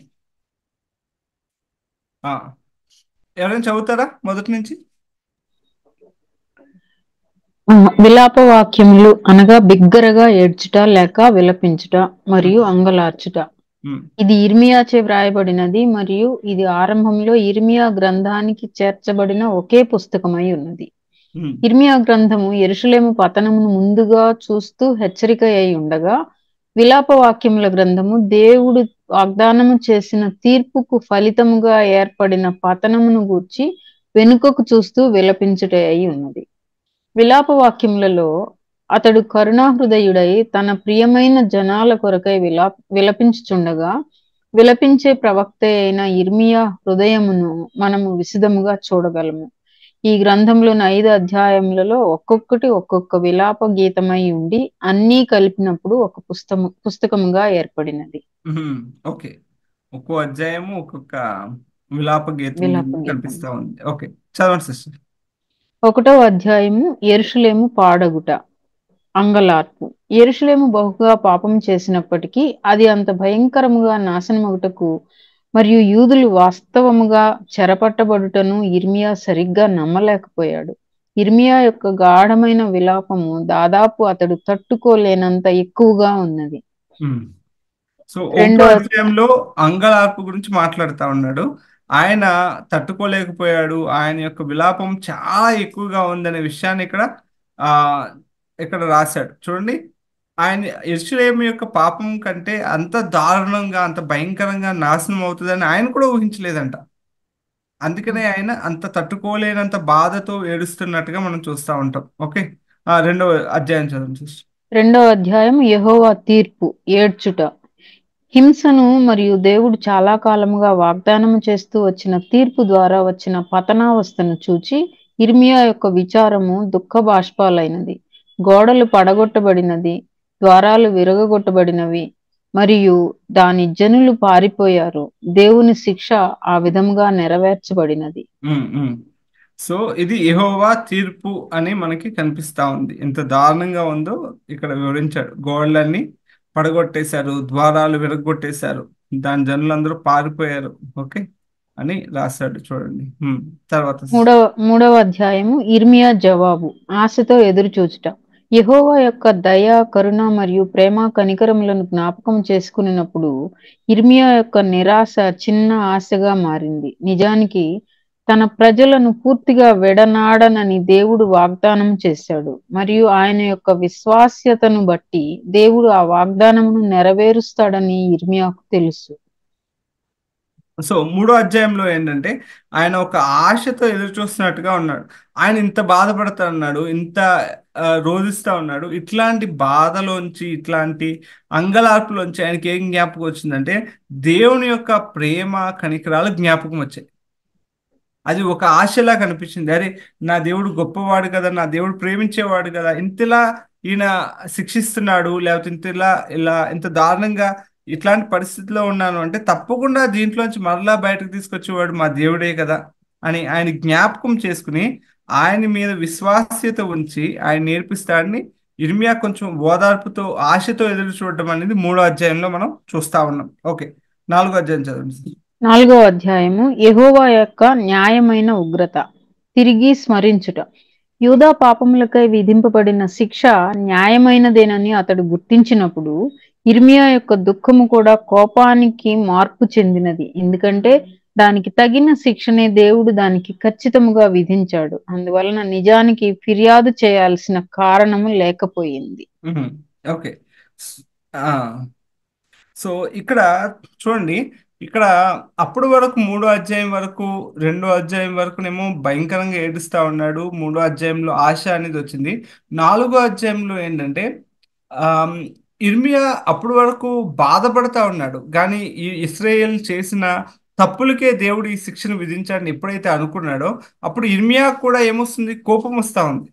అప్పటి వరకు ఉన్న బాధ లేకపోతే అప్పటి వరకు ఉన్న ఏడుపు ఏమైపోయిందంటే యిర్మీయా కూడా కోపాన్ని తెచ్చేటట్టుగా మార్పు చెందింది. ఓకే, సో ఎందుకు అంటే ఇది నిజంగానే చూడండి, ఇది ఇశ్రాయేల్ ప్రజలు లేకపోతే యూదా ప్రజలు వాళ్ళు చేతులారా చేసుకున్న పని, అంతే కదా. ఎందుకు దేవుడు వాళ్ళని శిక్షిస్తా ఉన్నాడు? ఎందుకు యెరూషలేమును పతనం చేస్తా ఉన్నాడు? ఎందుకు దేవాలయాన్ని మొత్తం ఇట్లా అయిపోయేటట్టు చేస్తా ఉన్నాడు? వాళ్ళు చేతులారా చేసుకున్న పనులకే దేవుడు శిక్షను విధిస్తా ఉన్నాడు. అందుకనే ఇక్కడ యిర్మీయా కూడా వాళ్ళ మీద కోపం తెచ్చుకునేవాడిగా చూస్తా ఉన్నాడు. అందుకనే దేవుడికి ఫిర్యాదు చేయాల్సిన కారణం కూడా ఏం కనిపిస్తలేదు. దేవుడు న్యాయం చేశాడు అనే విషయాన్ని జ్ఞాపకం చేసుకుంటున్నాడు. 5వ అధ్యాయం చదవండి సిస్టర్. 5వ అధ్యాయం. పునరుద్ధరణ కొరకు యిర్మీయా ప్రార్థించుట, జ్ఞాపకం చేసుకునుట. దేవుని యొక్క దయను, కృపను యిర్మీయా జ్ఞాపకం చేసుకుని ప్రజల పాపములను ఒప్పుకొని యూదాను తిరిగి తన యొద్దకు చేర్చుకొనుమని యిర్మీయా దేవుని వేడుకున్నాడు. సో మరలా దేవుడు ఏంటంటే ఒకసారి మళ్ళా యూదా ప్రజలందరినీ జ్ఞాపకం చేసుకుని మళ్ళీ వాళ్ళ దగ్గర చేర్చుకోమని చివరిగా ప్రార్థన చేస్తున్నట్టుగా మనం చూస్తూ ఉన్నాం. ఓకే, సో ఇక్కడ విలాప వాక్యాలు చూస్తూ ఉంటే ఏంటంటే ఇప్పుడు చాలాసార్లు మన జీవితాల్లో కూడా జరిగే పరిస్థితులను ఒకసారి మనం గుర్తుపెట్టుకుంటే మనం కూడా ఒక్కోసారి చాలా బాధల్లో కానీ చాలా శోధనలో కానీ గురవుతూ ఉంటాం. కానీ చాలాసార్లు ఏమనుకుంటామంటే దేవుడే నన్ను కావాలని టెస్ట్ చేస్తున్నాడు, దేవుడే నన్ను కావాలని ఇది చేస్తున్నా అనుకుంటారు, కానీ అవి చాలా చాలా రాంగ్. ఎందుకు నేను ఈ విషయాన్ని చెప్తా ఉంటున్నానంటే మనమే చాలాసార్లు మన చేతులారా దేవుడి యొక్క ఉగ్రతని లేకపోతే మనమే బాధలోకి వెళ్ళే వారుగా అవుతూ ఉంటాం. ఓకే, ఇశ్రాయేల్ ప్రజల గురించి కూడా ఆలోచించండి. ఒకవేళ ఇశ్రాయేల్ ప్రజల గురించి కానీ దేవుడి గురించి కానీ ఈ విషయాలు ఎవరు తెలియని వాళ్ళు ఆ రోజుల్లో అక్కడ దేవాలయం నాశనం అవ్వడం, అక్కడ యెరూషలేము అంతా ఇట్లా అయిపోవడం చూస్తూ ఉంటే ఏమనుకుంటారు?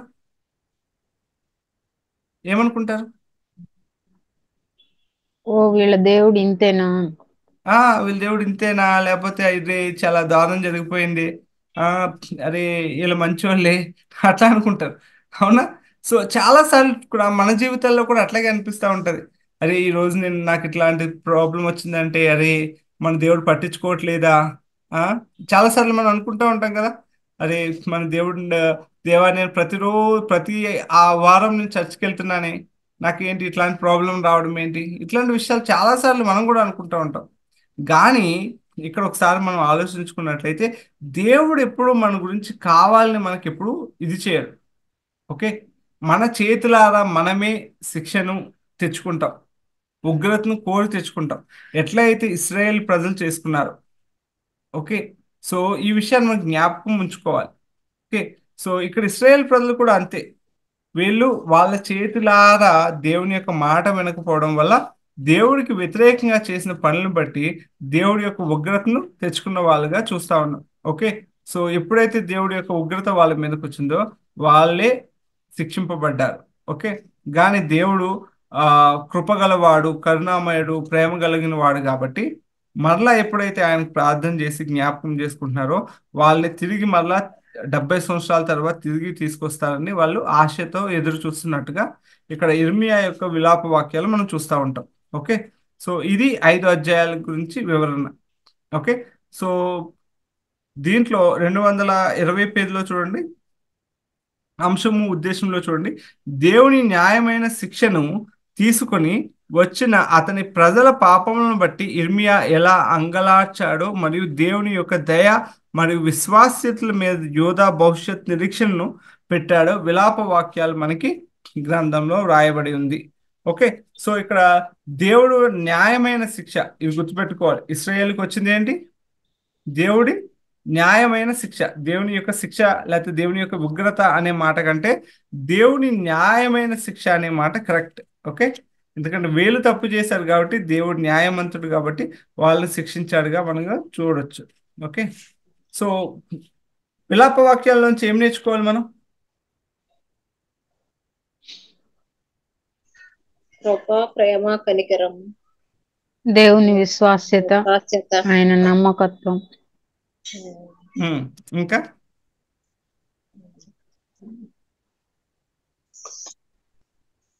ఇంకా ఒక్కొక్కరు ఒక్కో పాయింట్ చెప్పండి, అందరూ చెప్పండి. విలాప వాక్యాల్లోంచి ఏం నేర్చుకోవాలి?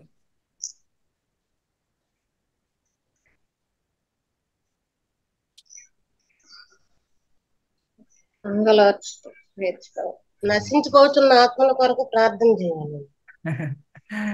ఓకే, చూడండి, నార్మల్గా మనం బైబిల్ చదివేటప్పుడు చాలాసార్లు ఏమనుకుంటాం అంటే వేరే ఆత్మల గురించి, వేరే వాళ్ళ గురించి అనుకుంటా ఉంటాం. ఓకే, కానీ మొదటిగా మనం మన గురించి నేర్చుకోవాలి, మన గురించి మనం ఆలోచించుకోవాలి, మన గురించి మనం ఎలా సరి చేసుకోవాలో అనేది విషయాన్ని ఆలోచించాలి. ఓకే, ఇప్పుడు ఇక్కడ మనం యోధా ప్రజల గురించి నేర్చుకుంటా ఉన్నాం. ఓకే, ఇప్పుడు మన గురించి మొదటగా ఆలోచించుకోవాలి.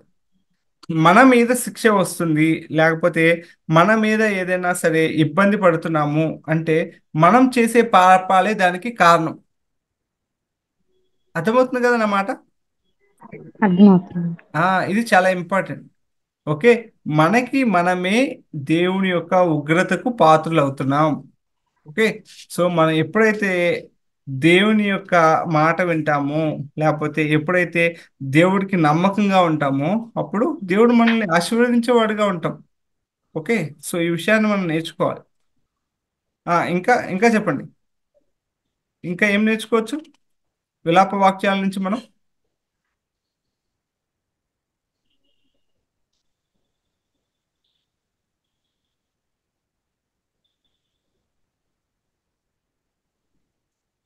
ఏం లేవా?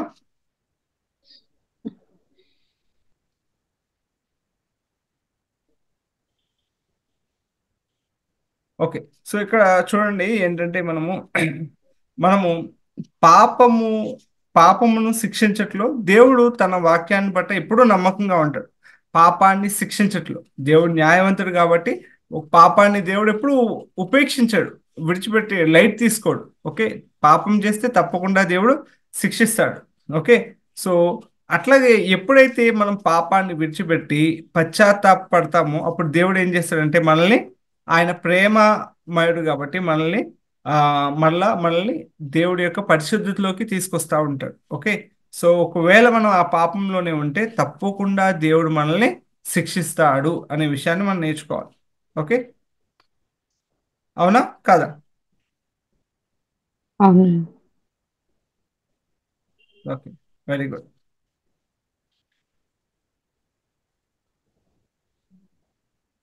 ఇక్కడ 220 పేజీలో చూడండి, అన్వయించదగిన సందేశం. మన పాపము కొరకు మనము దేనికి పాత్రలమో దానిని పొందితే అది దేవుని తీర్పు అవుతుంది. అయితే దేవుడు నమ్మకముగా ఆయన యందు నమ్మకమించిన వారి యొడల కృపతో వ్యవహరించాడు. ఓకే, సో ఇక్కడ చాలా క్లియర్గా ఏమంటున్నాడంటే ఆమ్, ఎవరైతే అంటే మన పాపము కొరకే మనము దానికి పాత్రలయ్యేటట్టు ఉంటాము, అదే దేవుని తీర్పు అని చెప్తా ఉన్నాడు. ఓకే, అలాగే దేవుని యందు నమ్మకంగా ఉంటే ఆయన కృపతో వ్యవహరిస్తాడు అనే విషయాన్ని చెప్తున్నాడు. ఓకే, సో ఇది విలాప వాక్యాల గురించి. ఓకే, ఏమైనా డౌట్స్ ఉన్నాయా దీంట్లో? లేవన్నా. అర్థమైంది అందరికీ విలాప వాక్యాలు? అర్థమైంది. ఇర్మియా గ్రంథం. అర్థమైంది. ఓకే, సో మీకు ఏమైనా డౌట్స్ ఉంటే మీరు అడగొచ్చు, లేకపోతే మనం క్లోజింగ్ ప్రేయర్ చేసుకోవచ్చు.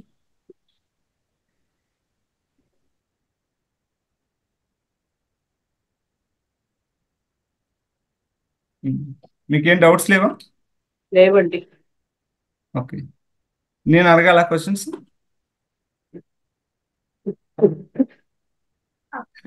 అడగండి బ్రదర్. ఓకే ఓకే, దేవుడు ఎందుకు ఇశ్రాయేల్ ప్రజల్ని శిక్షించాడు, యూదా ప్రజల్ని? అవిధేయతను బట్టి.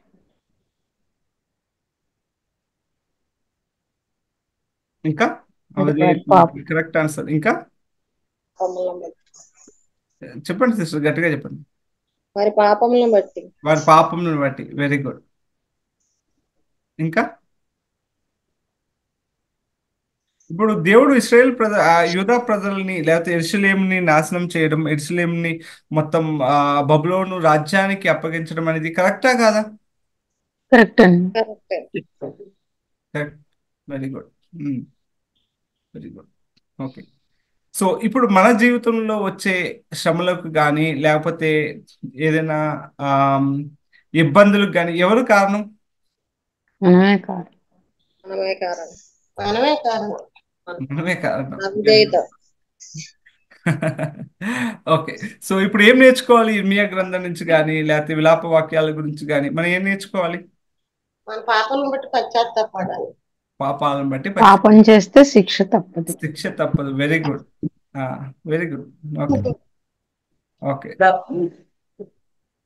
వాక్యం ద్వారా ప్రవచనాల ద్వారా మాట్లాడుతున్నప్పుడు లోబడి సరిదిద్దుకొని వెలుగులో జీవించాలి. ఆయన పరిశుద్ధుడు కనుక మనం కూడా పరిశుద్ధంగా జీవించాలి, ఆయన కోరుకున్నట్టు. Okay, very good. Okay, so ఇంకేమైనా క్వశ్చన్స్ ఉన్నాయండి ఈ రెండిట్లోంచి?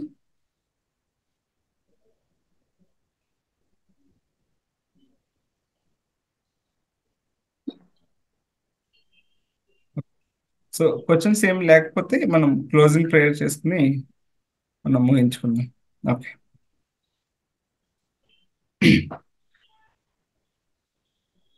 మహోన్నతమైన దేవ, మహాపరిశుద్ధమైన దేవా, నీకు లెక్కలేని స్తోత్రాలు, వందనాలు తండ్రి. దేవా, నువ్వు ఎంతగానో గొప్పవాడవు, శక్తివంతుడు, మహోన్నతమైన దేవుడు తండ్రి.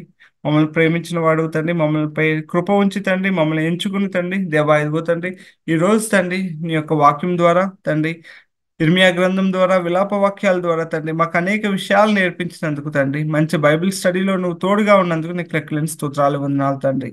దేవా, ఇదిగో తండ్రి, ఇశ్రాయేల్ ప్రజలు తండ్రి, యూదా ప్రజలు తండ్రి, దేవా నీవు ఏదైతే కట్టడలను విధించావో దేవా, నీకు తండ్రి నీ చిత్తానుసారంగా జీవించకుండా తండ్రి, నీకు విధేయులుగా ఉండకుండా తండ్రి, దేవా నీకు తండ్రి వ్యతిరేకంగా జీవిస్తూ తండ్రి, వాళ్ళు ఇష్టానుసారంగా తండ్రి విగ్రహారాధన చేసే వాళ్ళుగా ఉంటూ తండ్రి, నీ యొక్క ఉగ్రతకు నీ యొక్క కోపానికి గురయ్యారని మేము నమ్ముచున్నాం తండ్రి. దేవా, ఇగో తండ్రి, దాని ద్వారా తండ్రి వాళ్ళు తండ్రి ఎంతగానో శిక్షణ అనుభవించారు తండ్రి. దేవా, ఇగో తండ్రి, ఈ విషయాలన్నీ మాకు నేర్పిస్తూ తండ్రి మా జీవితాల్లో కూడా తండ్రి దేవా నీకు వ్యతిరేకంగా ఉండకుండా తండ్రి, దేవా ఇగో తండ్రి నీకు లోబడి నల్లకుండా తండ్రి, దేవా ఇగో తండ్రి మేము తండ్రి పాపం చేసే ప్రజలుగా ఉండకుండా తండ్రి, దేవా నీ చిత్తానుసారంగా నీ చిత్త ప్రకారం తండ్రి నిన్ను తండ్రి ఎంతగానో తండ్రి మంచిగా తండ్రి ఆరాధిస్తూ తండ్రి దేవుళ్ళు ఎదిగే బిడ్డలుగా తండ్రి, సత్యంలో నివసించే బిడ్డలుగా తండ్రి మమ్మల్ని ఉంచమని, ఎంతగానో తండ్రి నిన్ను తండ్రి ఆత్మతోనూ సత్యంతోనూ ఆరాధించే బిడ్డలుగా మమ్మల్ని అందరినీ తండ్రి నీవు ఎత్తి పెట్టుకోమని అడుగుతున్నాం తండ్రి. దేవా మాకు దయచేసిన గొప్ప కృపను బట్టి లెక్కలేని స్తోత్రాలు వందనాలు తండ్రి. దేవా ఇగో తండ్రి ఈరోజు క్లాస్లో జాయిన్ అయిన ప్రతి బిడ్డను బట్టి లెక్కలేని స్తోత్రాలు వందనాలు తండ్రి. దేవా పేరు పేరున తండ్రి ప్రతి ఒక్కరిని నీవు జ్ఞాపకం చేసుకోండి తండ్రి. వాళ్ళు చేసే పనిలో తండ్రి వాళ్ళ యొక్క ప్రతి పనిలోనూ తండ్రి వాళ్ళని నువ్వు జ్ఞాపకం చేసుకుని మంచిగా ఆశీర్వదించమని అడుగుతున్నాం తండ్రి. అలాగే తండ్రి దిగో తండ్రి వాళ్ళందరినీ నీవు ఎంచుకున్నందుకు తండ్రి. దేవా నీ వాక్యంలో వాళ్ళని ఎంతగానో తండ్రి ఎదిగింపజేస్తున్నందుకు తండ్రి నీకు లెక్కలేని స్తోత్రాలు వందనాలు తండ్రి. దేవా ఇగో తండ్రి భవిష్యత్తులో తండ్రి ఇక్కడ వింటున్న ప్రతి బిడ్డను తండ్రి నీవు ఎంచుకుని తండ్రి వాళ్ళని తండ్రి నీ యొక్క సాధనములుగా వాడుకోమని తండ్రి నీకు తండ్రి ప్రత్యేకంగా ప్రార్థన చేయించున్నాం తండ్రి. నీవు మాకు తోడుగా ఉండి తండ్రి ఈ క్లాసులు ఎక్కడ ఆగకుండా తండ్రి ప్రతి వారం తండ్రి ఇట్లా అనేక విషయాలు నేర్చుకుంటూ తండ్రి మంచిగా తండ్రి మేము తండ్రి దేవుళ్ళు ఎదిగే బిడ్డలుగా మమ్మల్ని ఉంచమని అడుగుతున్నాం తండ్రి. నీకే లెక్కలేని స్తోత్రాలు వందనాలు తండ్రి తెలియజేస్తున్నాం తండ్రి. నీ ప్రియకుమారుడు మా ప్రభువైన యేసయ్య అతి పరిశుద్ధ నామమున వేడుకుంటున్నాం తండ్రి. ఆమేన్. ఆమేన్. ఆమేన్. ఆమేన్. మన తండ్రి అయిన దేవుని నుండి కుమారుడైన యేసుక్రీస్తు కృపయు పరిశుద్ధాత్మ సహవాసము ఇప్పుడును ఎల్లప్పుడును సార్వత్రిక సంఘమునకు సకల పరిశుద్ధులకు సదాకాలము తోడైండును గాక. ఆమేన్. ఆమేన్. ఆమేన్. ప్రైజ్ లార్డ్ అండి అందరూ. ప్రైజ్ లార్డ్ అండి. Praise lord.